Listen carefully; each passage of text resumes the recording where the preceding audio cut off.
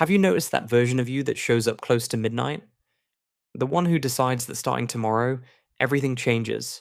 You'll wake up early, work out, focus deeply, stop procrastinating, and for a few days, it actually works. You feel disciplined, clear, motivated. Then a week passes.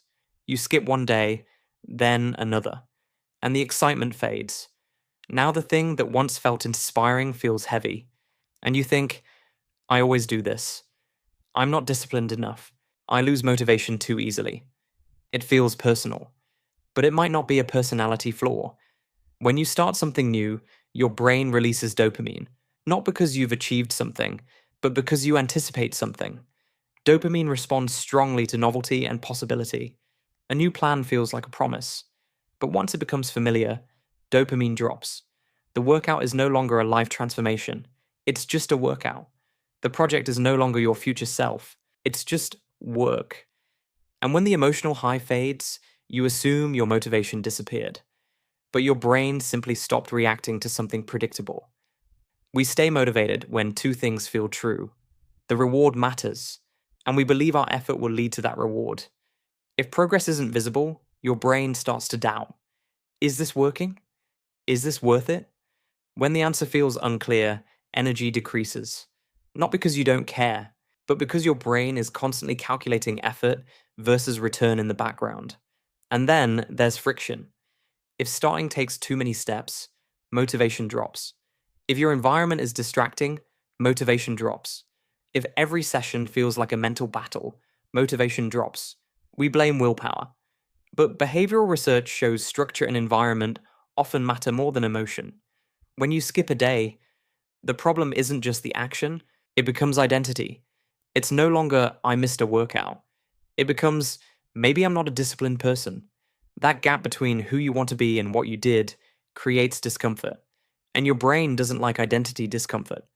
So it does the simplest thing. It reduces engagement. We call that losing motivation. But maybe motivation didn't disappear. Maybe when excitement turns into maintenance, your brain starts responding differently. And this is where it gets important. Maintenance doesn't feel dramatic. It's repetitive. It's ordinary. It doesn't feel like you're changing your life. If you wait for that emotional high to return before continuing, you'll always stop around week 2. So instead of asking, how do I stay motivated? A better question is, how do I continue when motivation is low? This is where structure matters more than emotion. First, reduce friction to almost a ridiculous level. Don't aim for 45-minute workouts. Aim for put on your shoes and step outside. Don't aim for write 2,000 words. Open the document and write 5 lines. When starting is small enough, resistance decreases. Action creates momentum, not emotion. Second, make progress visible. Your brain needs evidence, a check mark, a streak, a number increasing. Without short-term feedback, your brain assumes the effort isn't working. Third, shorten the reward gap. Humans naturally undervalue distant rewards. If your goal only pays off 3 months from now, it's competing with your phone every single day. So build immediate rewards. After your workout, listen to your favorite podcast. After 30 focused minutes, take a deliberate break. Don't let your goal live only in the future. Fourth, separate identity from daily performance. One missed day doesn't define you. One slow week doesn't erase progress. Maybe you're not someone who loses motivation easily. Maybe you're someone who responds strongly to novelty. You get excited quickly, you imagine possibilities quickly, you feel inspired quickly. That's a strength. It just needs structure. Motivation isn't maintained by self-criticism. It's maintained by designing systems that work with your brain instead of against it. Less reliance on emotion, more reliance on structure. And when you look at the projects you once abandoned, instead of thinking, I lack discipline, maybe the better question is, did I design the system?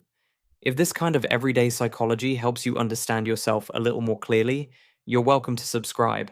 We'll explore motivation, procrastination, comparison, and other very human patterns together.